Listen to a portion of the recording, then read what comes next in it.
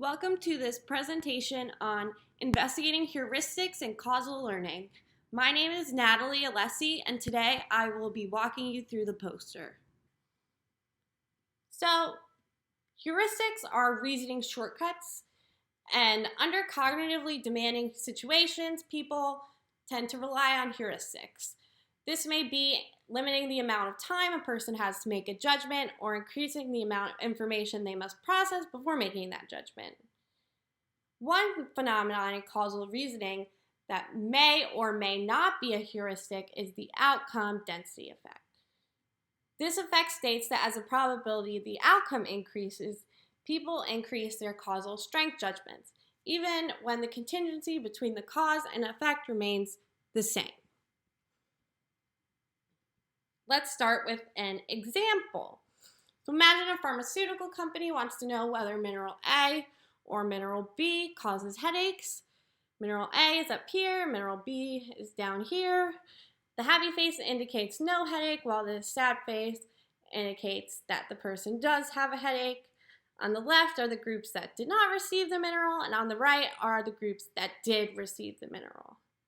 So if I were to ask whether mineral A or mineral B causes headaches, the answer would be no, because the same amount of people have headaches in the no mineral groups as the received mineral groups for both mineral A and mineral B.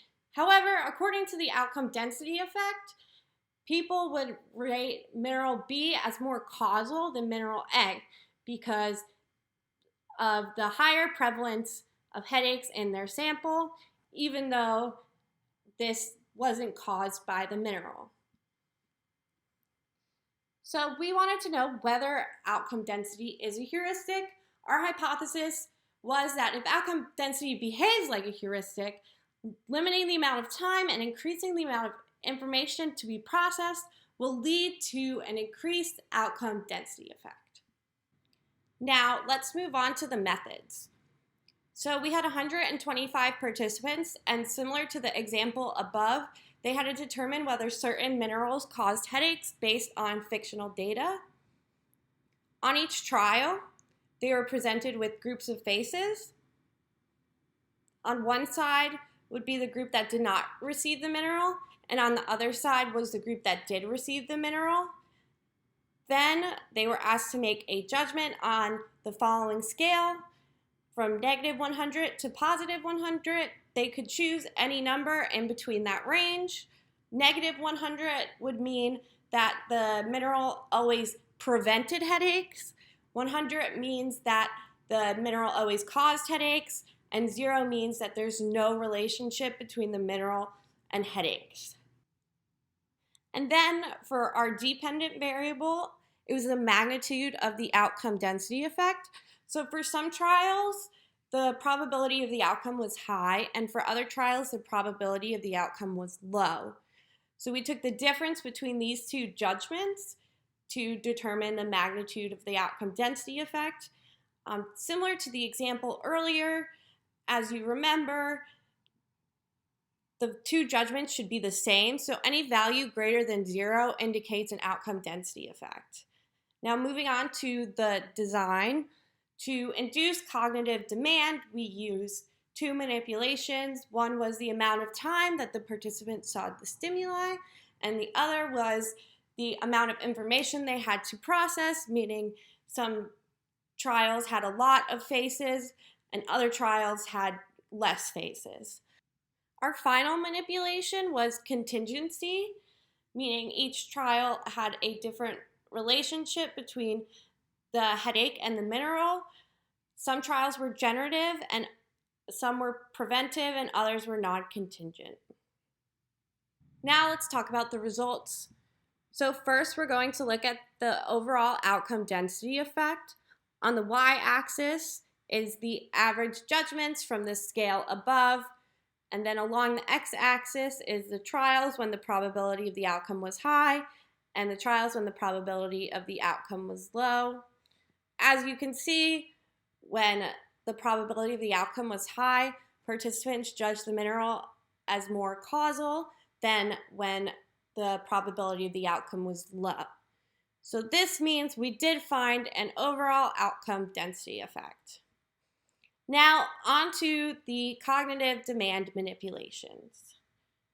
So along here, this y-axis is the magnitude of the outcome density effect, which is just the mean difference between these two judgments. As you can see, we found no significant differences between 72 cases and 24 cases. Similarly, with the amount of time, we found no significant difference between 10 seconds and 2.5 seconds with the stimuli. So, as you remember, inducing cognitive demand leads to increased use of heuristics. If outcome density was a heuristic, we would see that there is a difference between these two manipulations. So we did have one more manipulation, and it was type of contingency. So this is the generative contingencies, non-contingent, and preventive. And then along the y-axis is the magnitude of the outcome density effect again. So we saw a greater outcome density effect for preventive judgments compared to both non-contingent and generative judgments.